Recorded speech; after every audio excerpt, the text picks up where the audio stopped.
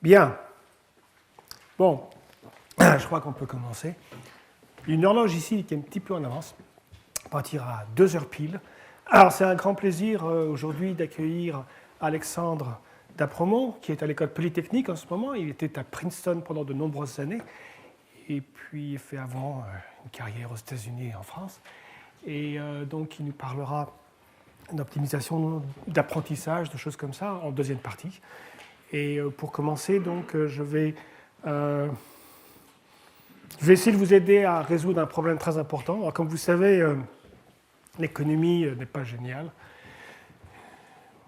Donc, beaucoup parmi vous ont peut-être des problèmes de boucler les fins de mois. Alors, je suis là pour vous aider, pour vous donner une solution à vos difficultés. Et la solution, c'est le tiercé. Je vais vous apprendre comment il faut jouer aux courses de chevaux et devenir très riche. Alors écoutez bien, je vais vous livrer des secrets qui ne sortiront pas de cette enceinte. Et alors, comme d'habitude, je parle en français, mais ça c'est en anglais. Pour nos amis qui écouteront ça sur le web, et les paroles seront doublées en anglais. Alors voilà, vous êtes un peu désespéré et vous allez jouer aux courses de chevaux, mais le problème c'est que vous n'y connaissez absolument rien. Ah, mais ça c'est pas de problème, il y a des journaux spécialisés.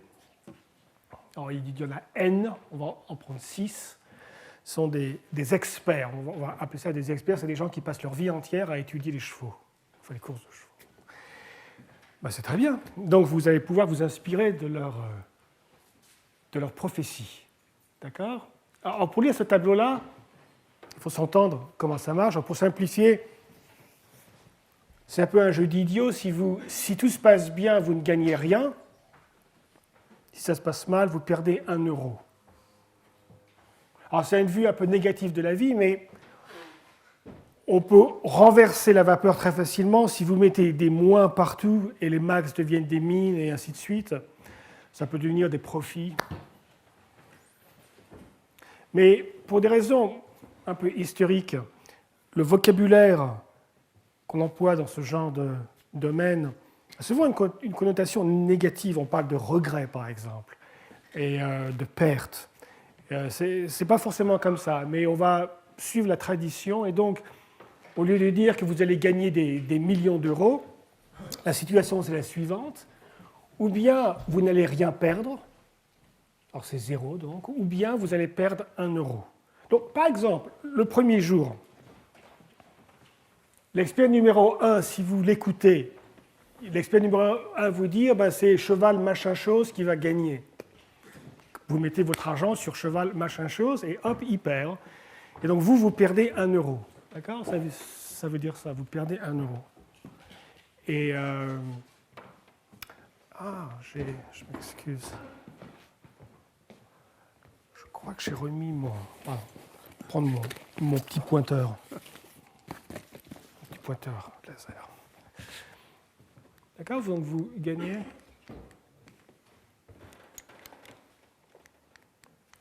Ah, c'est la pile. Oui, je me demande bien. Oui. Bon, tant pis. Ah, t'en as un, merci. Oh, merci. C'est le même. Ah, c'est peut-être pour ça, en fait. Ah! Si, je vous l'ai dit, il est vraiment très bon. Hein. Il est très, très bon. Très, très bon. Oui, alors... donc, si vous écoutez l'expert numéro 1, bon, il n'est pas tellement expert parce qu'il vous fait jouer sur un cheval qui vous fait perdre 1 euro. Voilà. Mais le problème, c'est que vous ne savez pas au début. Si vous saviez, si vous êtes Nostradamus, je pense que vous avez des choses meilleures à faire que de la course des chevaux. Mais si vous êtes Nostradamus, vous connaissez tout ça. Donc on est lundi et vous savez ce qui va se passer mardi, mercredi et tout ça. Donc vous savez très bien que l'expert le meilleur, c'est celui-là. C'est l'expert numéro 3. Parce qu'il il gagne tout le temps sauf une fois. D'accord? La perte, c'est son bilan. Hein. Le bilan d'un expert à un temps donné, c'est la perte qu'il a subie si on ne joue que lui, si on n'écoute que lui. Quelle est la perte qu'il vous a fait subir? Voilà, ça va être son bilan. Donc le bilan de l'expert numéro 3, on va l'appeler Dupont, par exemple. Je ne sais pas s'il y a des Dupont dans la nom, c'est un nom très bien. Donc M. Dupont, hein, c'est le meilleur expert de vous faire perdre que 1 euro. Voilà, c'est ce qui est le mieux. Mais le problème, c'est que vous ne savez pas, vous n'êtes pas Nostradamus, et donc vous ne savez pas qui est ce M. Dupont, qui sait tout, enfin qui sait très bien. Hein, et alors, que faire? Que faire? Ou plutôt que ne pas faire. Si vous en prenez un au hasard, allez, vous prenez un expert au hasard, et puis ça y est, c'est fini, vous n'écoutez que lui. Vous n'achetez que son journal, vous n'écoutez que lui. Ça peut être extrêmement mal de faire ça, parce que par exemple, lui, le meilleur expert, il fait perdre 1. L'expert, le pire, il fait perdre tout le temps. Lui, comme expert, on fait mieux, il perd tout le temps. D'accord? Et si vous misez sur lui, c'est évident que bon, 5, 6, 7, imaginez que ça continue à l'infini et qu'il perd tout le temps.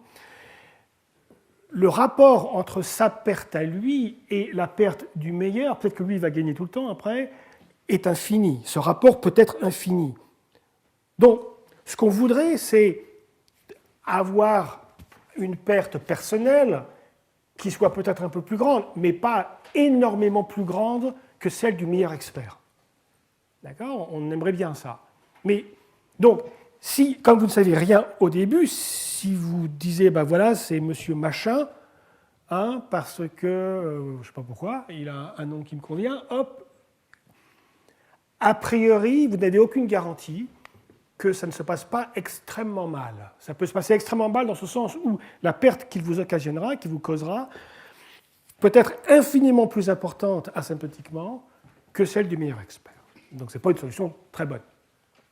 En pratique, qu'est-ce que vous feriez? Hein, si vous n'avez jamais fait ça, ben, bon, quand vous démarrez, d'accord? Quand vous démarrez,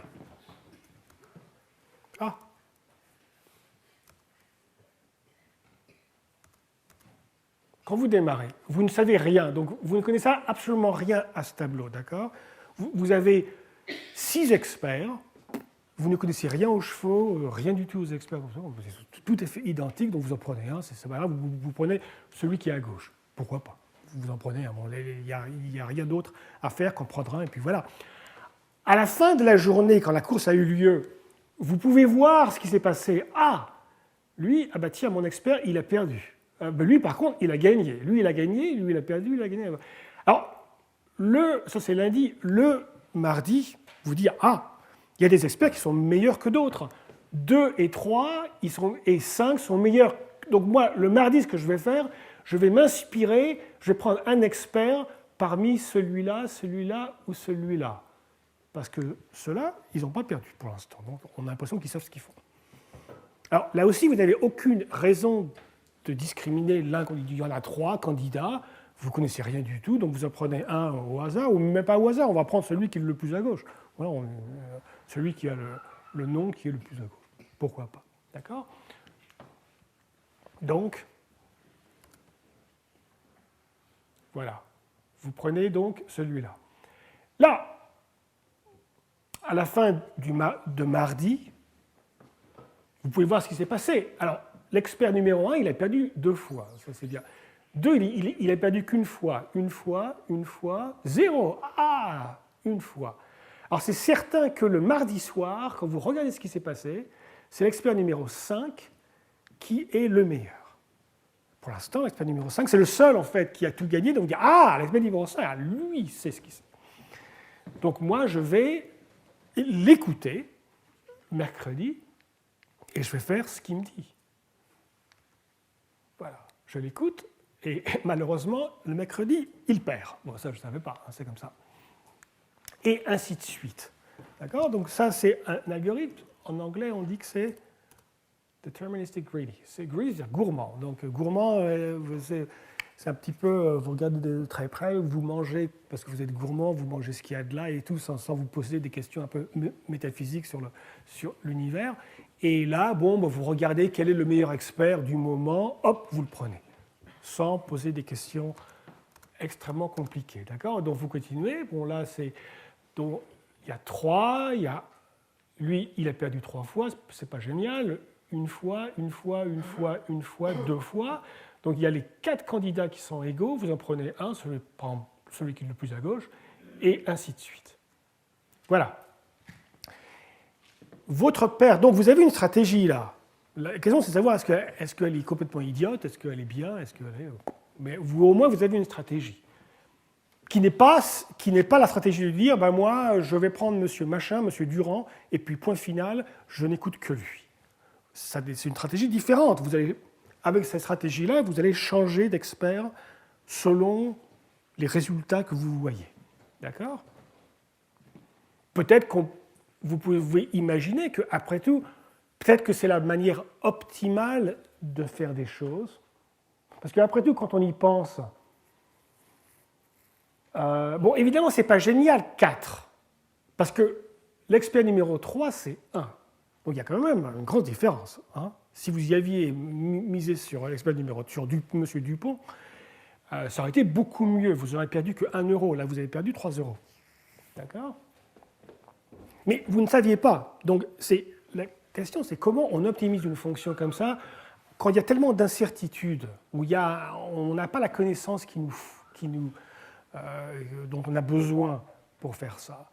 Alors peut-être qu'il y a peut-être un argument plus ou moins philosophique, ou du moins intuitif, où on peut se dire que cet algorithme-là, d'une certaine manière, semble un peu optimal, mais pourquoi on ferait autre chose? On va aller demander l'avis d'un expert. C'est comme ça que ça marche. D'accord? Vous allez demander l'avis d'un expert parce que vous ne connaissez rien aux chevaux. Donc, jusqu'à présent, cette partie de l'algorithme ne peut être que correcte. Il n'y a rien d'autre à faire. Bon, ça va. La question, c'est quel expert? L'algorithme ici dit, prenez l'expert qui, jusqu'à présent, a fait le mieux.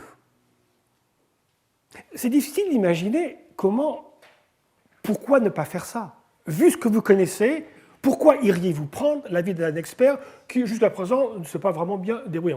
Vous avez une connaissance transcendante là, qui vous dit que oui, c'est pas génial, c'est vrai, jusqu'à présent, mais attendez, vous allez voir pourquoi. Vous n'avez aucune connaissance supplémentaire sur lui pour savoir. Donc, il semble, d'un point de vue intuitif, que cet algorithme, bien qu'il ne soit pas génial, 4 sur 1, un rapport de 4 à 1 quand même, peut-être que c'est ce qu'il y a de mieux, étant donné les règles du jeu. Hein, ce n'est pas complètement idiot de se poser la question. C'est peut-être ce qu'il y a de mieux. Alors, avant de répondre à cette question, on peut essayer d'étudier, mais cet algorithme-là, est-ce qu'il est bon, pas trop bon, mauvais, très mauvais? Par exemple, est-ce qu'il est mieux que l'algorithme qu'on avait entrevu tout au début, qui est de dire choisissez quelqu'un et ne changez jamais d'avis? Celui-là, on vous l'a dit, enfin, je vous l'ai dit, on en a parlé. Le rapport entre la perte qui va vous causer et la perte du meilleur expert peut tendre vers l'infini. Est-ce que c'est le cas ici? Est-ce que c'est possible, avec cet algorithme-là, qu'on se retrouve dans une situation où, quand on joue un nombre de fois qui tend vers l'infini, enfin très grand, disons très grand comparé au nombre d'experts? Le nombre d'experts est un nombre, c'est 6, ici c'est n, mais enfin ça ne va pas être 3 milliards le nombre d'experts. Par contre, le nombre de jours, ça peut être très grand. Est-ce que cet algorithme-là, le rapport entre la perte qu'il peut nous occasionner et la perte du meilleur expert, est-ce que c'est borné, ça? D'accord? C'est une question qu'on peut se poser, qui semble assez valide. D'accord? Alors, essayons de voir que votre perte, si vous suivez cet algorithme-là, c'est vous qui jouez à la course de chevaux, hein, c'est pas moi, donc c'est votre perte. Si votre perte est au plus n fois le nombre d'experts multiplié par la perte du meilleur expert plus quelque chose. D'accord? Bon, ça c'est un théorème. D'accord? Bon, je ne vais pas le prouver, ça ne prouve par induction et tout ça, c'est pas très difficile, mais l'intuition, c'est quoi? Pourquoi? C'est assez intuitif, pourquoi? Pourquoi ça doit être vrai, ça? Donc, notamment, avant de parler pourquoi ça semble vrai, notamment, ça veut dire que le rapport entre votre perte et celui du meilleur expert, elle est bornée. Elle est bornée par le nombre d'experts. Elle ne tend pas vers l'infini. Ici, elle est bornée par 6. Vous ne pourrez jamais perdre d'argent plus que 6 fois la perte du meilleur expert. D'accord? Alors peut-être que certains d'entre vous se posent la question en disant mais peut-être qu'on compare des trucs qu'on ne devrait pas comparer. Parce que pourquoi comparer les pertes d'un algorithme où on change d'expert tout le temps avec celui d'un seul expert, même que ce soit le meilleur? Il semble qu'on compare des pommes et des oranges. On dit ça en français? Des pommes et des oranges. Pourquoi ne compare-t-on pas la perte occasionnée par cet algorithme-là avec la meilleure perte occasionnée par le meilleur algorithme? Généralement, c'est ça qu'on fait dans les rapports d'optimisation, de compétitivité. On compare ce qu'on fait avec ce qu'on pourrait faire de façon idéale. Alors, la raison, elle est bien simple, c'est que de comparer ce qu'on va faire avec ce qu'on pourrait faire. Alors, c'est quoi ce qu'on pourrait faire? Le mieux qu'on puisse faire, c'est si on était Nostradamus, d'accord? Si on était Nostradamus et qu'on sache tout, alors donc on pourrait changer d'avis tous les jours sur les experts, mais là on sait exactement tout comment ça va se passer. Alors si on compare cet algorithme-là avec celui donc qui résulte d'une optimisation offline, c'est-à-dire une optimisation qui est basée sur toute la connaissance, où on enlève toute l'incertitude. Alors ce rapport est infini, ici, mais on peut prouver qu'il est forcément infini. Et donc le problème n'a pas d'intérêt. D'accord? Donc de comparer ce qu'on fait avec incertitude, et on compare ça avec ce qu'on pourrait faire si on avait une certitude absolue de tout, une connaissance de tout, ce problème n'est pas intéressant. D'accord? Parce que dans le cas de Peirce, c'est infini et il n'y a rien qu'on puisse faire. D'accord? Donc c'est un problème qui n'a pas d'intérêt. Le seul problème qui a de l'intérêt, c'est donc de voir... ça n'a pas d'intérêt parce que tous les algorithmes sont aussi mauvais. D'accord? Donc puisque c'est infini, il n'y a pas de moyen de comparer l'un à l'autre en disant lui, il est mieux que l'autre. De toute façon, leur coût, le rapport worst case est infini. Donc, la mesure est mauvaise. Ce qu'il faut mesurer, c'est ce genre d'algorithme entre eux et ou ce genre d'algorithme vis-à-vis de celui d'un expert, quel que soit. D'accord? Et donc, c'est pour ça que dans la littérature, on ne trouve essentiellement que ce genre d'études, c'est-à-dire de comparer la performance d'une stratégie, si vous voulez, d'un algorithme comme celui-là, gourmand, par exemple, donc la perte C4, à celle du meilleur expert. C'est la seule chance qu'on a de pouvoir être borné, où le rapport peut être borné. Et là, il est borné par n, par 6. Alors, la question, c'est de savoir, est-ce qu'on peut faire mieux? D'accord? Et on peut prouver que, de façon déterministe, on ne peut pas faire mieux. Mais on n'est pas forcé de faire du déterminisme. On peut prendre des choses de façon aléatoire, si on veut. D'accord? Ça, ce qu'on a fait pour le moment, c'est complètement déterministe. On a dit, on fait un petit calcul, c'est Durand, un petit calcul, c'est Tartampion. Hein, il n'y a pas de, on ne lance pas des dés pour savoir comment les choses se passent. Alors, essayons de comprendre un peu pourquoi il y a n. Sans rentrer dans une preuve formelle, l'intuition est assez simple. Donc Dupont, c'est ce qu'il y a de mieux. Hein?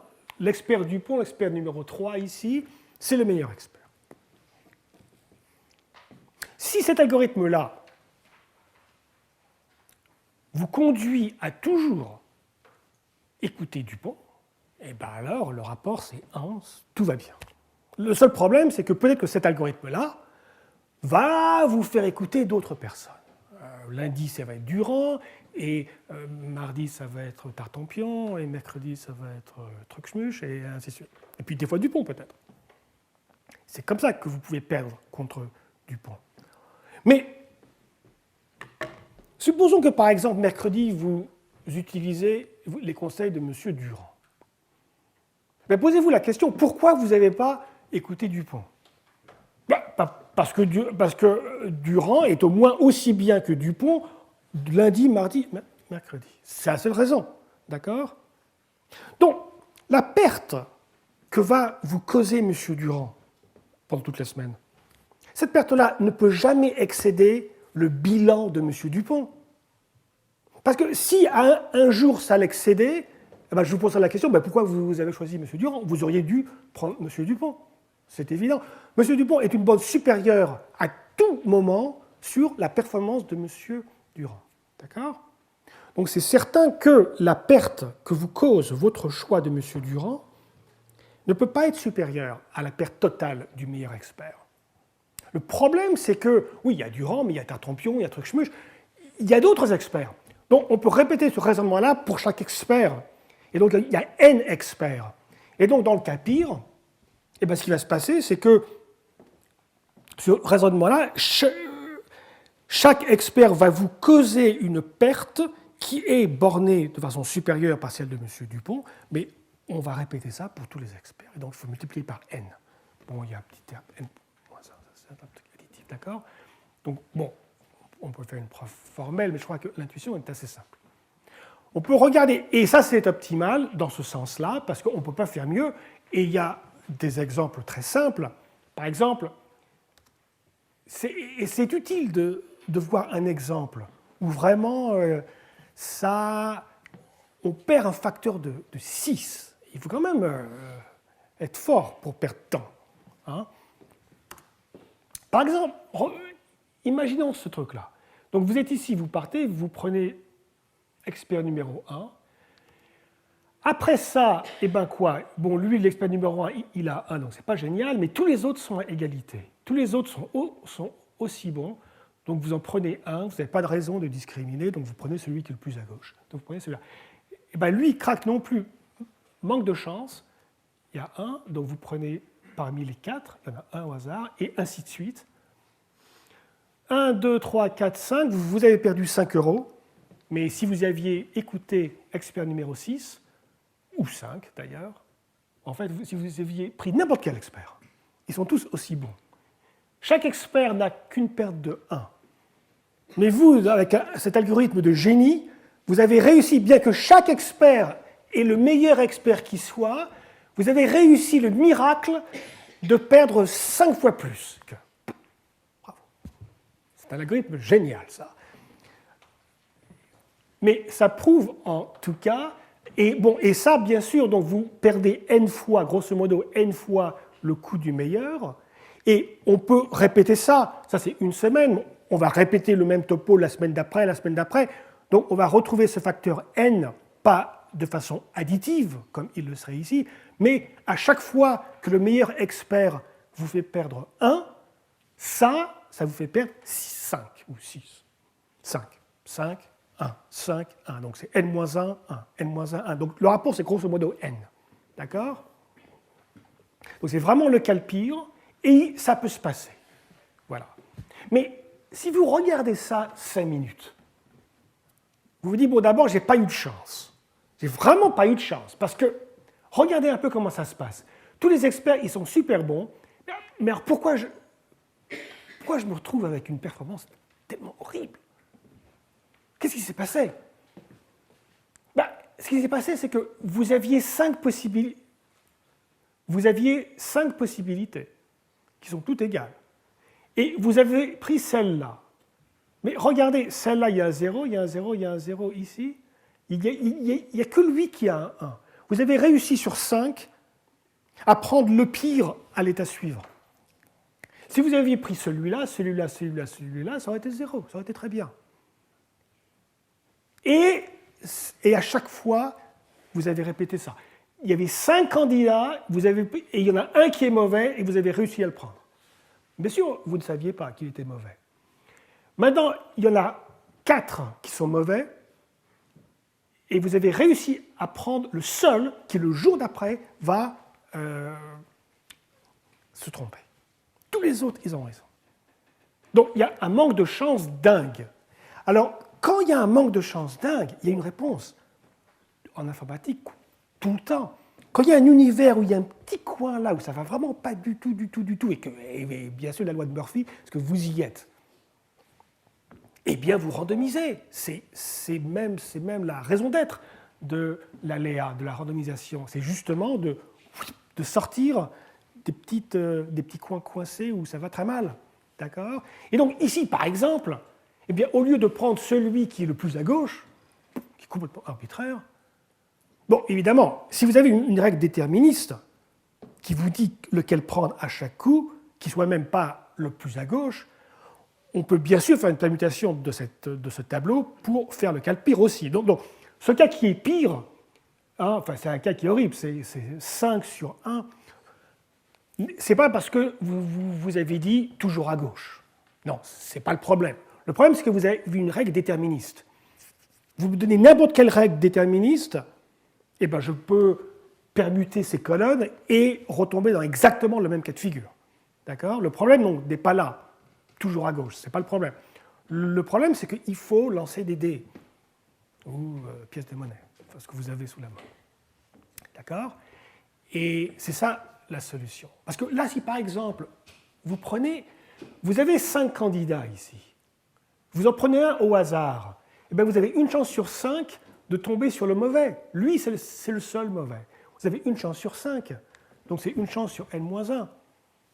Donc vous voyez que si vous faites ça au hasard, vous avez une chance sur n-1 de perdre. Donc la perte en moyenne, expectation, la perte en moyenne à cette étape, hein, c'est 1 sur n-1. La deuxième fois, c'est 1 sur n-2. Hein. Les moyennes sont additives, donc sont linéaires, donc on peut ajouter tous ces machins-là. Et ça, bien sûr, ça converge vers, grosso modo, log n. D'accord ? Donc, cet algorithme probabiliste, maintenant, vous allez prendre au hasard, parmi tous les candidats qui semblent bons, au lieu d'avoir une règle déterministe qui vous dit lequel prendre, vous allez simplement prendre au hasard. C'est la seule différence. Votre algorithme sera même encore plus simple pour l'implanter, c'est vraiment trivial. Eh bien, ça vous fera gagner. Au lieu de perdre n à chaque coup, vous allez perdre log n. D'accord ? Oui, c'est un n en majuscule ici. Hein. J'ai écrit en minuscule, mais c'est une erreur de... Ah. Et donc, on se retrouve avec log n et pas n. Et bon, quand n est 6, il n'y a pas trop de différence, mais quand n est grand, c'est une grande différence entre log n et n. D'accord ? Donc, de randomiser la chose nous donne une amélioration considérable. Voilà. Quitte à randomiser, peut-être qu'il y a encore des solutions meilleures. D'accord ? Parce que là, l'argument qui disait avant, quand c'est déterministe, étant donné ce que je sais aujourd'hui, mardi, pourquoi je n'irais pas choisir l'expert qui est le meilleur jusqu'à aujourd'hui ? Ça, il est difficile à battre cet argument. Mais quand vous faites des arguments probabilistes, alors là, par contre, ces arguments massus tombent, s'écroulent immédiatement. D'accord ? Ça, c'est la subtilité des probabilités. Et donc, ça nous conduit à un algorithme. Bon, c'est l'algorithme dont Christos Papadimitriou a évoqué, que Christos a évoqué il y a quelque temps dans le contexte de l'évolution. C'est une technique très très générale, je reviendrai là-dessus, mais bon, continuons simplement cet exposé sur ce problème-là, et donc je vais vous présenter un troisième algorithme qui va être randomisé, un petit peu plus subtil, et qui va être bien meilleur. D'accord ? Encore meilleur que le log n. On est passé de facteur de n à un facteur de log n. Maintenant, on va passer à un facteur de 1. D'accord ? On va être aussi bon que le meilleur expert, bien qu'on ne sache pas qui c'est. Alors, on revient. On va prendre un expert au hasard. Au début, on ne connaît rien du tout sur les experts, donc on en prend un au hasard de façon uniforme. parce qu'il n'y a pas de raison d'en prendre un peu plus qu'un autre. Donc on va mettre des poids. Le poids, c'est la confiance qu'on a dans les experts. Quand confiance 1, ça va être le maximum. Quand j'ai moins confiance en vous, le poids va décroître, d'accord? Et donc, ces poids-là vont être utilisés pour générer, pour échantillonner cette distribution. Hein, et donc, la probabilité de prendre, de choisir l'expert numéro 1, c'est 1 sur 6. C'est 1, c'est le poids divisé par la somme des poids. 1 sur 6, c'est égal. Bon, après le premier coup, donc je prends 1, disons. Après le premier coup, voilà ce que je vais faire. Je vais prendre un paramètre delta très petit. On verra plus tard ce que c'est. Mais pensez à un paramètre delta qui est petit. Donc, 1 moins delta est une quantité qui est près de 1, qui est un peu plus petite que 1, mais près de 1. D'accord? Et voilà ce que je fais. Je dis, bah, écoute, expert numéro 1, c'est pas génial, il a perdu. Eh ben, ma confiance en lui va décroître. Elle était de 1. C'est pas vraiment 1 maintenant, c'est 1 moins delta. Un petit peu moins. Lui, par contre, il s'est très bien débrouillé, bravo, bravo, ma confiance reste totale. Il a 1. Même, pareil ici et pareil là. Expert numéro 4 et numéro 6, par contre, comme expert numéro 1, ben, ils ont perdu. Et ben, ma confiance en eux a décru. A décroîté. Non, a décru. D'accord? Voilà. Donc maintenant, au deuxième coup, qu'est-ce que je fais? Eh ben, je prends un expert au hasard, mais selon cette distribution qui a un petit peu changé. Bon, ça n'a pas beaucoup changé, mais un petit peu. Donc, par exemple, je prends l'expert numéro 1 avec une probabilité qui est égale à 1 moins le delta divisé par la somme de tous ces chiffres-là. Parce qu'il faut que ce soit une distribution de probabilité, d'accord? Donc, c'est un chiffre qui est un peu plus petit que 1 sur 6. 1 sur 6,001, un truc comme ça. D'accord? Un petit peu plus faible. D'accord? Par contre, lui, il va avoir une probabilité un petit peu supérieure à 1 sur 6. Un petit peu supérieure, parce que c'est relatif, d'accord? Voilà. Alors, ça me donne ça, que j'ai pris au hasard. Alors, je mets à jour le machin. Bon, je répète le même topo. Bon, l'expert numéro 1, il a perdu 2 fois. Eh bien, ma confiance va être maintenant 1 moins delta au carré. Pourquoi ça? Bon, d'abord, c'était 1. Il a perdu une fois, c'est devenu 1 moins delta. Il a perdu 2 fois, c'est 1 moins delta au carré. Donc, à chaque fois que l'expert perd, eh ben, crac, sa confiance diminue. Et elle diminue par un facteur 1 moins delta. Enfin, je multiplie par 1 moins delta pour la faire diminuer. D'accord? Et donc, on se trouve avec ces puissances qui montent. Donc, la puissance, ça indique en fait le nombre de fois qu'il a perdu. Lui n'a perdu qu'une fois, c'est 1. Lui n'a perdu qu'une fois, c'est 1. Lui n'a perdu qu'une fois, c'est 1. Lui n'a jamais perdu, c'est 0, son exposant. Lui a perdu une fois. D'accord?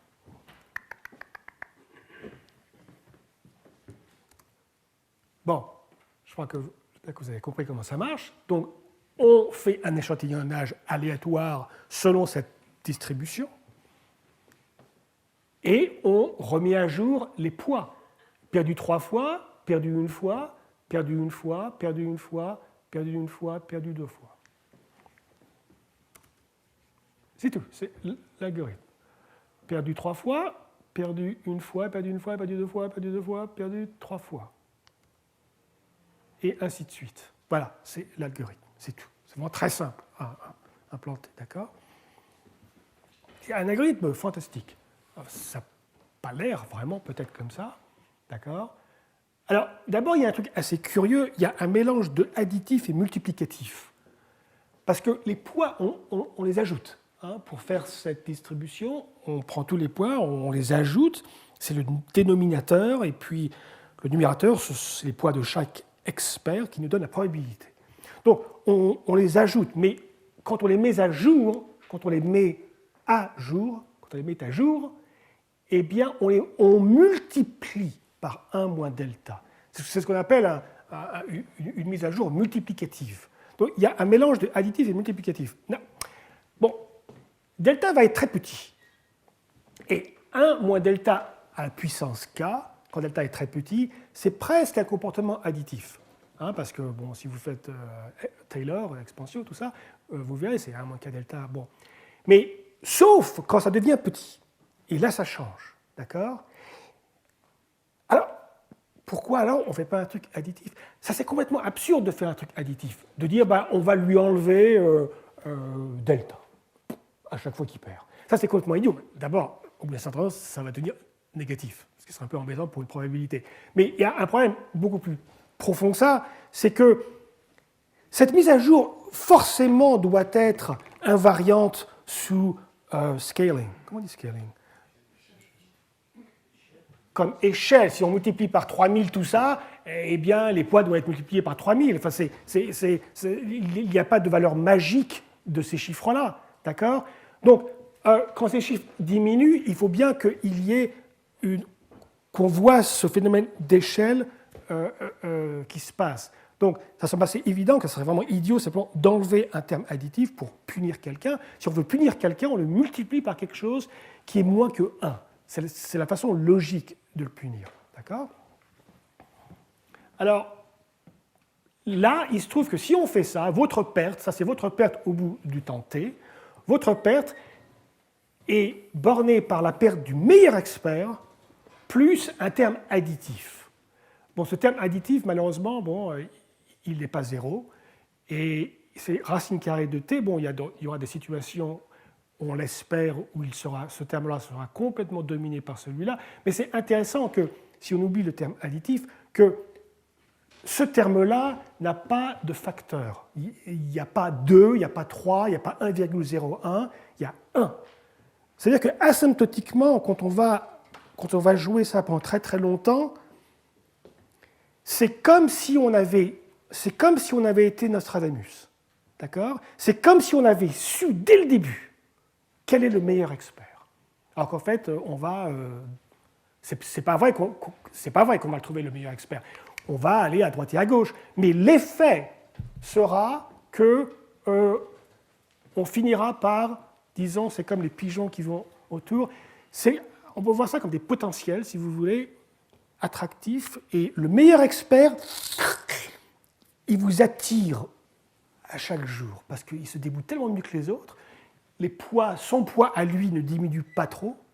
Les poids des autres, ils vont vers zéro, donc vous avez une espèce de champ magnétique où tous ces éléments-là vous attirent, et l'un devient de plus en plus puissant vis-à-vis des autres, et vous êtes attiré vers lui, et au bout d'un certain temps, vous ne faites que vous comporter comme le meilleur expert. Bon, ce n'est pas une preuve, ça, mais la preuve est assez simple. Si on part du poids, d'accord, ça c'est le poids original, c'est 1 plus 1 plus 1 plus 1 plus 1 égale n, c'est la somme des poids de chaque expert, au tout début. D'accord? Au temps 2, eh bien, lui, il a perdu, donc son poids, c'est 1 moins delta, puissance 1, plus 1, plus 1, plus 1 moins delta, puissance 1, plus 1, voilà. Bon, je peux écrire le poids total quand t est égal à 2, et ainsi de suite. Bon, d'accord? Voilà, quand t est ici, hein, il a perdu 3 fois, perdu une fois, perdu une fois, perdu 2 fois, perdu 2 fois, perdu 3 fois. Donc je peux très facilement écrire le poids total à chaque coup. Alors quel est le jour t? Je suis ici, hein, lundi, mardi, mercredi, jeudi, vendredi. Quel est le coût, quelle est ma perte en moyenne le vendredi? C'est un nombre entre 0 et 1. Je ne peux pas perdre plus de 1 de toute façon. Mais c'est un nombre entre 0 et 1. Eh bien, si j'emploie cet algorithme, c'est simplement, eh bien, je vais prendre la perte. Si je prends cet expert-là, j'ai une perte de 1. Donc c'est 1 multiplié par la probabilité que je prends l'expert 1, plus 1 multiplié par la probabilité que je prends l'expert 2, plus 0, plus 1 multiplié par la probabilité que je prends l'expert 4, plus 1 multiplié par la probabilité que je prends l'expert 5, et 0. Donc ça, c'est la probabilité que je prends l'expert 1, puis l'expert 2, ça c'est 0, on a dit, bon, ça, c'est 0. Bon, ce qu'on fait en fait, c'est qu'on prend WT, on l'écrit 2 fois, on l'écrit en bas au dénominateur, on l'écrit au numérateur et on raye ceux où la perte a été 0. Voilà. Ça, c'est la perte en moyenne que vous, qui vous jouez aux chevaux, vous avez le vendredi. D'accord? En suivant cet algorithme. Alors, en t plus 1, eh bien, vous regardez, vous avez 4 ici, vous avez 3 là, vous avez 2. Voilà, bon, vous mettez à jour tous vos poids, et voilà, le poids total, il est là. D'accord? Alors là, c'est un petit peu d'algèbre complètement élémentaire, donc je saute. C'est que si vous avez LT, si vous avez là en moyenne LT, c'est ce machin-là ici, donc vous avez l'expression ici, c'est facile de voir que WT plus 1, la relation entre ces deux trucs-là, eh bien, c'est cela. Très facile à vérifier ça, d'accord? Je ne vais pas vous embêter avec ça. Donc, ça veut dire la chose suivante. Ah, c'est une formule qui est assez intéressante parce qu'elle n'est pas forcément prometteuse. Pourquoi? Bon, ça nous dit comment les poids évoluent, comment l'ensemble des poids évolue. D'accord? Mais, bon, il y a le terme W1 ici, et ici, il y a un produit. Bon, il y a le terme delta, c'est un paramètre, mais il y a LK. LK, c'est la perte le jour K. La perte en moyenne, mais on s'en fout. Moi, ce qui m'intéresse, c'est la somme des pertes en moyenne le jour 1, le jour 2, le jour 3, le jour 4, ainsi de suite. D'accord? Donc, à un moment, dans cette dérivation analytique, il va falloir qu'il y ait une somme des LK. Parce que si je n'ai pas de somme de LK, si vous avez la somme des cosinus de LK, j'en ai rien à... je veux la somme des LK. Et que je n'ai pas la somme des LK ici, j'ai un produit diabolique. L'astuce, c'est qu'on peut faire des petites machins, des petites approximations, une somme comme ça, on prend les exponentielles, blablabla, des petits exponentielles, et crac, on retrouve la somme des LK. Miracle. Comme quoi, l'analyse que vous avez appris au lycée, ça sert à quelque chose. Et donc là, on trouve la somme des LK. Ça, c'est la perte en moyenne que vous avez au jour T. Donc c'est la perte au jour 1, plus la perte au jour 2, plus la perte au jour 3, jusqu'à la perte au jour T. C'est votre perte au jour T, en moyenne, LT. Mais, bon, ça, c'est un truc, qu'on a une approximation simple qui suit ce petit machin algébrique. Mais l'idée de génie n'exagérons rien, mais l'idée astucieuse, la grande astuce, c'est ça. Ça paraît idiot, mais c'est de dire, ça nous sert à quoi d'avoir tous ces poids-là? Voilà, ça nous sert à quoi? Le meilleur expert, sa contribution au poids total ne peut pas excéder le poids total. Ça semble un peu... Tout ça, c'est positif, et donc il n'y a pas de moins et tout ça. Donc, chaque expert contribue quelque chose au poids total. Le meilleur expert ne peut pas contribuer plus que la somme de tout le monde. Donc, ça, c'est forcément... Donc, ça, c'est la perte du meilleur expert. C'est 1 moins delta, car à chaque fois que l'expert perd, crac, il se tape 1 moins delta dans les dents, comme on dit au Collège de France. Dans les dents. Voilà, il se tape 1 moins delta dans les dents. Et donc, sa perte, ça va être ça. Et donc, sa contribution ne peut pas excéder la perte totale. Et bien voilà, si vous avez ces deux inégalités, et ben c'est fini. Vous pouvez simplement éliminer WT et vous trouvez ça. Alors là, maintenant, c'est qu'une question de trouver le bon delta. Si vous voulez que ça soit 1, il faut que delta soit 0, mais enfin, delta 0, c'est peut-être pas une très bonne idée. On va le faire aller faire 0. D'accord? Donc, on met delta racine de log n sur t, et on fait un peu de maths, et puis voilà. Et on trouve ça, que la perte totale, c'est au plus la perte du meilleur expert, plus un terme additif, espèce de déviation standard. Voilà.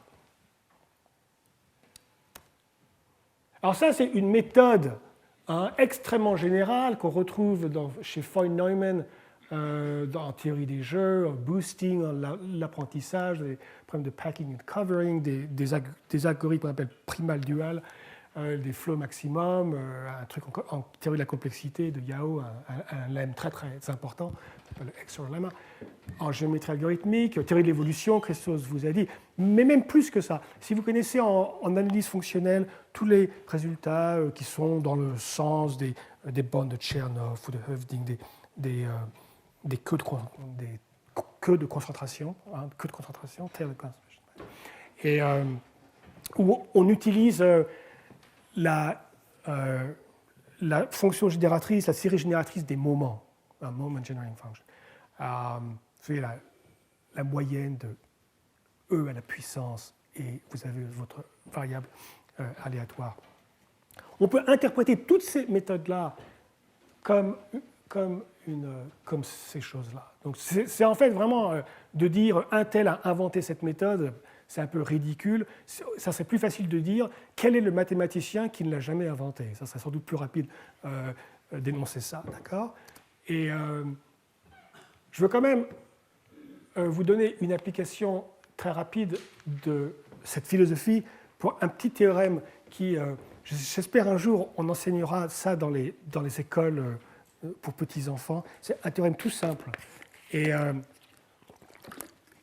extrêmement utile. Mais oublions l'utilité du théorème en géométrie algorithmique. Extrêmement utile, mais oublions ça. Voici un théorème, d'accord ? Et vous me direz si vous l'avez appris au lycée, d'accord ? C'est de la géométrie toute bête. Bon, on peut faire ça en dimension arbitraire, mais on va faire ça à 2 dimensions. Vous avez n points à 2 dimensions, d'accord ? Eh bien, le théorème dit la chose suivante. Vous pouvez toujours tracer avec votre stylo un polygone, ce qu'on appelle un polygone, qui connecte tous ces points. Et en plus, vous pouvez même vous assurer que votre polygone revient là où il est parti, et il est ce qu'on appelle simple, en ce sens qu'il ne se coupe pas entre eux. Il n'y a aucun de truc qui se coupe. C'est un beau polygone tel qu'on les aime bien. D'accord ? Voilà. Bon, ça, on sait que c'est possible. Hein. Étant donné n points, c'est extrêmement facile de voir qu'il est toujours possible de les connecter en un polygone simple. Souvent, il y a beaucoup de possibilités de faire ça. Le théorème dit que c'est toujours possible de le faire de façon que aucune ligne, aucune droite ne peut couper plus que racine carrée de n d'arête. D'accord ? Donc, je vous donne n'importe quelle collection de n points et vous faites très attention, vous les connectez très délicatement et vous dites, crac, je l'ai fait de telle façon que aucune droite ne peut couper plus que racine carré de n à la fois. Et c'est optimal, d'accord ? C'est facile de trouver un contre-exemple où on peut prouver que voilà, c'est n points, on ne peut pas faire mieux que racine de n, d'accord ? Ah, donc c'est un théorème, voilà, un théorème. Alors comment on prouve ça ? Et c'est optimal. Alors voici la preuve en 2 images, très rapide, d'accord ? On va définir dans le plan une distance.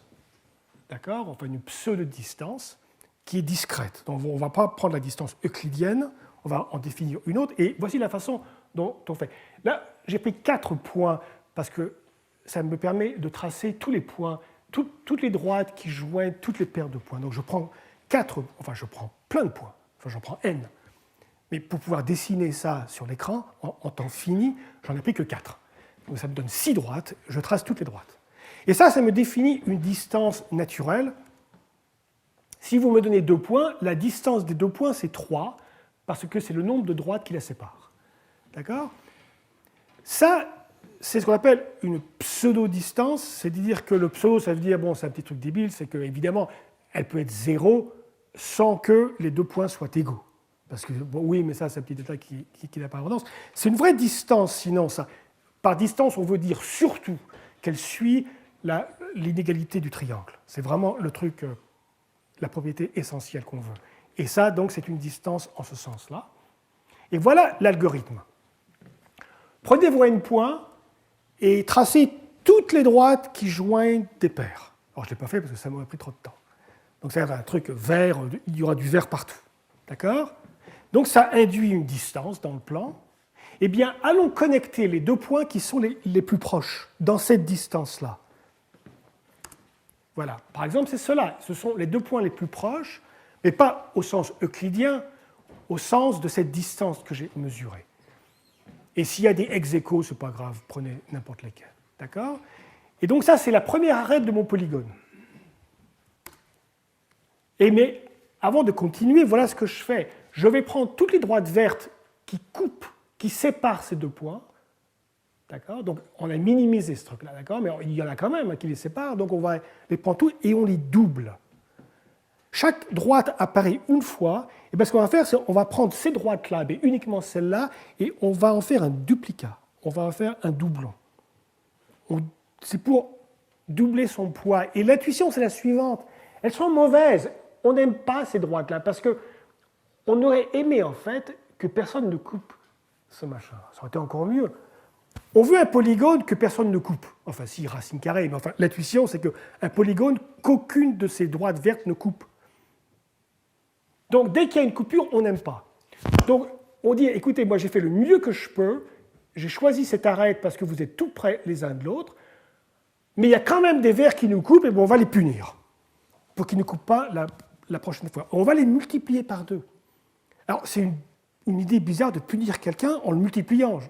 Mais si, parce que, comme on choisit les plus proches, si je vous double, à chaque fois que je vous double, il y a moins de chances qu'on choisisse des points qui vous chevauchent. Donc, de doubler, ça crée un potentiel répulsif. D'accord? Et donc, on punit de cette façon-là. Et voilà, c'est l'algorithme.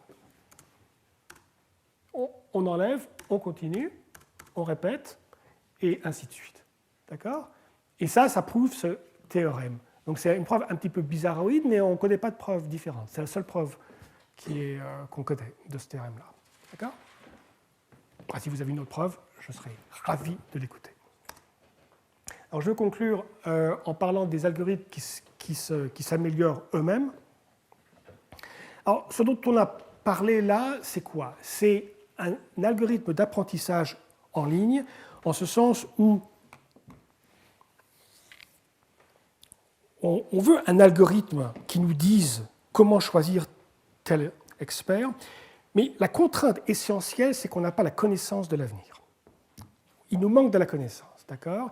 Et donc, la question, c'est de savoir comment on gère ce qu'on connaît le mieux possible, étant donné ce qu'on ne connaît pas et tout ce qui peut se passer, donc de façon, d'où l'aléa, pour pouvoir hedging our bets, pour pouvoir... Et donc, un peu dans l'esprit de la théorie des jeux. Et ici, on va suivre une attitude assez similaire en disant, eh bien, si je veux faire un algorithme pour un problème, je ne sais pas, vous voulez trier, vous voulez faire un moteur de recherche, vous voulez faire, je ne sais pas ce que vous voulez faire, au lieu de faire un algorithme et puis de l'implanter et puis de vous vendre, je vous envoie, vous le téléchargez sur le web et puis ça y est, vous avez votre algorithme, et qui est fixé une fois pour toutes. Peut-être ce qu'on peut faire à la place, c'est avoir un algorithme qui, la première fois que vous l'utilisez, et la deuxième fois, la troisième fois, il va essayer d'apprendre comment vous aimez l'utiliser. Google fait ça. Google, il y a un cache, et donc les Google de chacun deviennent différents, parce qu'il se souvient, si vous êtes un grand fan de basketball, vous allez toujours taper les 3 grands joueurs de basketball tout le temps, et Google, il va finir par apprendre que s'il y a des ambiguïtés, par exemple, il y a un des grands noms, un des très grands noms de la théorie de l'apprentissage, c'est Michael Jordan. Michael Jordan, c'est aussi quelqu'un, enfin, il est à la retraite maintenant, ce qui est bien pour Michael Jordan de Berkeley, mais il y a un joueur de basketball aussi qui est très connu. Alors, Google, il ne sait pas si vous êtes un fan de basketball ou alors vous êtes un fan de l'apprentissage. Et c'est important, c'est des gens différents. Et donc, Google va laisser des petits machins, des petites traces pour savoir, ah oui, non, lui c'est basketball, hein. Oh non, non, lui c'est apprentissage, et donc il va apprendre la façon dont vous. Et donc, pourquoi ne pas faire ça pour tous les algorithmes?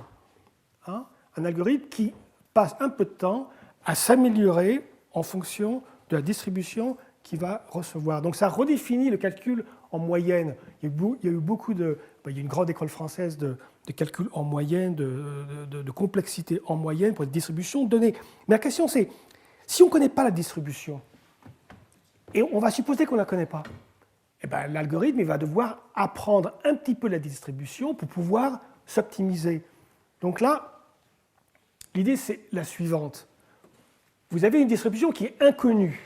C'est très important, elle est inconnue, cette distribution.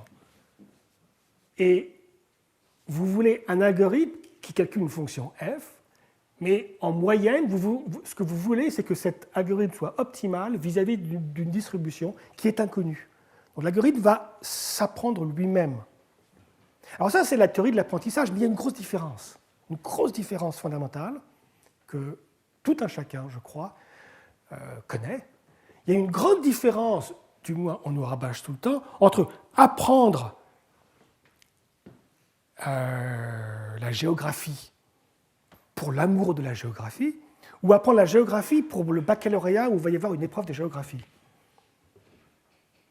C'est très différent, hein, parce que au baccalauréat, peut-être, on va pouvoir, si on apprend la géographie pour la géographie, vous achetez des atlas, vous passez votre vie à regarder des atlas, et ça, bon, très bien, hein, c'est comme ça. Mais si par contre, votre but, c'est pas du tout d'apprendre la géographie, c'est de réussir un examen déterminé, passez pas tant de temps dans les atlas. Sûrement, ce que vous devriez faire, c'est regarder les épreuves précédentes et voir les questions qu'on a posées. Et essayer un peu de potasser les questions qu'on a posées. En mathématiques, souvent, dans les petites classes, il y a un nombre fini de problèmes. Des additions, enfin oui, il y a un nombre infini d'additions, mais en pratique, il y a un nombre fini. Et donc, c'est évident qu'un élève, c'est sans doute, bon, c'est bien de comprendre les mathématiques pour les mathématiques, mais c'est aussi sans doute utile pour l'examen d'aller potasser un petit peu les épreuves d'avant pour voir les questions qu'on pose, parce qu'il y en a un nombre fini. Aux États-Unis, je ne sais pas comment c'est ici pour l'auto-école, j'ai passé mon permis il y a très très longtemps, mais j'ai oublié complètement comment c'est, mais aux États-Unis, c'est exactement comme ça. Il y a un nombre fini, mais pas que fini, plus que fini. 4 épreuves différentes. Donc il suffit d'avoir les 4 et puis de regarder, et puis ça y est, c'est fini. Donc c'est pas la peine de savoir comment conduire, hein, rien du tout. Donc c'est l'idée. Donc c'est le cauchemar de toute pédagogie, quoi. C'est que je vous. Donc l'idée, ça va être la suivante. On va considérer donc dans cette distribution qui est inconnue l'espace de tous les inputs possibles. Donc il y a une loi de distribution de probabilité là-dessus, mais qu'on ne connaît pas. Et alors on va distinguer entre typique et non typique. Si la distribution est uniforme, tout est typique. Mais peut-être que la distribution, c'est une loi de Gauss, quelque chose comme ça, auquel cas il y a des trucs très typiques, très concentrés, d'accord? Ou c'est une loi de puissance, un peu n'importe quoi. Et on va même pas supposer qu'il existe une forme paramétrique de la distribution. Non, non, non. Une distribution complètement arbitraire. Aucune hypothèse. Il y a une distribution. Point final. D'accord? Tout ça, c'est discret, en tout cas. Donc, c'est fini. Et on va définir une notion de typique. Donc, ça serait l'examen typique. Et donc, il y a atypique. Et ce qu'on va faire, c'est qu'au début, quand vous utilisez votre algorithme, l'algorithme, il va essayer de construire un classificateur qui puisse dire typique, pas typique. D'accord? Alors, typiquement, les choses sont plus typiques qu'atypiques. Donc, ça va... Et donc, ça va surtout tomber dans le typique, enfin, par définition. Et puis, de temps à autre, hop, ça va être atypique. Alors, bien sûr, l'algorithme va essayer de se souvenir des résultats des questions typiques. D'accord? Donc, au début, l'algorithme répond à vos questions. Si, par exemple, c'est un moteur de recherche, bon, il répond à vos questions, très bien. Mais pendant ce temps-là, il travaille un peu, il se dit « Ah, lui, il aime bien, il a des questions typiques. Hein, il a des machins. On va essayer de s'en souvenir. » Voilà. Et, alors, la façon dont on fait les choses, mais ce n'est pas forcé. Hein. On peut penser de façon idéale que l'apprentissage et l'utilisation continuent tout le temps. Là, il se trouve qu'on a une phase d'apprentissage. Alors, l'algorithme est utilisable. Hein. Quand vous achetez l'algorithme que vous le mettez sur ça ne vous dit pas, oui, les 3 premières semaines, il faut le roder, l'algorithme, et vous n'aurez pas de réponse, mais il faut l'utiliser. Non, non, non, c'est pas ça. Non, vous aurez toutes les réponses que vous voulez. Mais il va apprendre. Et au bout de 3 semaines, il va décider qu'il a assez appris. Et puis c'est fini, crac, il est figé, l'algorithme, pour toujours. D'accord? Bon, c'est la façon dont on fait les choses, c'est plus simple. Ce n'est pas forcé de faire ça. Après, on a un classificateur. Et donc, si vous dites à l'algorithme, ah ben voilà, voici ma donnée, je veux la réponse. Alors, la donnée, c'est quoi? Si c'est Google, c'est un mot-clé que vous voulez rechercher. Si c'est un algorithme de tri, eh ben, c'est une liste de choses que vous voulez trier. Enfin, c'est tout ça. Un algorithme d'optimisation de graphes, eh ben, c'est un graphe, et voilà. Et donc, il va classifier pour savoir si c'est standard ou pas. Si c'est pas standard, si c'est pas typique, alors il ne va pas essayer de faire le malin. Il va simplement prendre l'algorithme lambda, qu'on trouve dans les numerical recipes, dans les mêmes typiques, dans les bons ouvrages d'algorithmique, et il va simplement utiliser ça. Donc il a une implantation d'un algorithme lambda, enfin bien, pour faire n'importe quel problème. D'accord? Mais la question, c'est est-ce qu'il peut faire mieux? Et donc, si par contre, là, il se dit, ah, votre question que vous me posez, elle est assez typique. D'accord? Hein? La question, c'est une question sur l'agriculture dans la région de Versailles. Eh ben, il se trouve que, hein, il y a 3 jours, eh ben, il y a eu une question sur l'agriculture dans le 1er arrondissement de Paris. Eh ben, c'est pas loin. C'est pas loin. Hein? Paris, Versailles, c'est à peu près pareil. Donc, on va utiliser la réponse du premier pour essayer d'avoir un truc plus rapide. Alors, ça paraît un peu idiot comme question, mais soyons plus concrets. Prenez, par exemple, un problème d'optimisation en programmation linéaire. Qu'est-ce qui se passe? On a un grand polytope et on veut tomber en bas. Force de gravité. On veut aller en bas. Alors, c'est convexe, de toute façon, ça finira toujours. Ces algorithmes touchent toujours la réponse. La question, c'est combien de temps? Ça peut être une méthode intérieure où vous passez à l'intérieur, ou dual, vous passez à l'extérieur, ou simplex, vous passez le long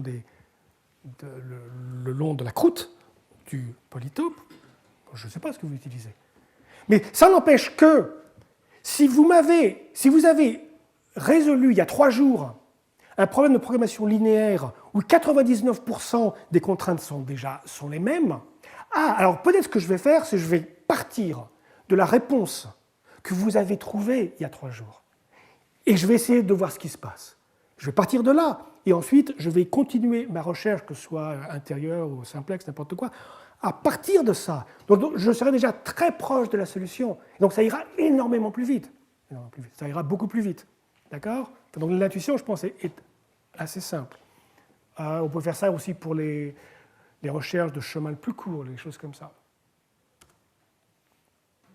Et donc, on a un algorithme on a besoin d'un algorithme de voisins proches à haute dimension. Hein? Donc, par exemple, si votre input c'est un graphe, vous devez répondre à la question, pendant votre phase d'entraînement, vous avez vu des tas de graphes. Certains, vous les avez conservés. Donnez-moi le graphe le plus proche. Alors, le plus proche, il faut définir une métrique qui ait un sens. C'est peut-être pas la distance de Hamming qui compte, c'est peut-être autre chose. C'est edit distance. Il faut définir tout ça. D'accord? Mais une fois qu'on a une distance, ça va être des objets à très haute dimension. Il faut un algorithme pour calculer des voisins à très haute dimension. On ne peut pas utiliser Voronoi, les machins, ça ne marche pas du tout ça. Hein, donc il faut d'autres techniques d'optimisation, de recherche de voisins à haute dimension. On n'est pas forcé d'avoir le plus proche. Un qui soit à peu près un des plus proches, ça marchera bien. Et une fois qu'on l'a, on va partir de cette solution-là et on va d'abord se poser la question, est-ce que cette solution-là qu'on a en mémoire, est-ce que par hasard c'est la bonne? Alors on va essayer de vérifier. Si ce n'est pas la bonne, est-ce qu'on peut s'en inspirer pour aller très vite vers la bonne? Et généralement, il suffit de corriger un peu certains trucs et hop, ça repart. D'accord? Donc c'est l'idée. Alors on a fait ça pour le tri. Alors, le tri, c'est un peu un problème idiot, hein, ça, mais d'un point de vue, c'est le problème le plus simple, où on peut faire des choses non triviales. D'accord? Donc c'est plutôt un problème pour se convaincre que l'idée est vraiment bonne, que c'est une bonne idée. Ce n'est pas pour faire du tri plus rapide. Enfin, toujours est-il que si vous êtes intéressé par le tri, on ne sait jamais. Donc un tri, c'est quoi? Vous avez une suite de chiffres, de nombres, et le tri, ça vous donne une permutation qui correspond à leur en ordre croissant, par exemple. Donc c'est un calcul de permutation.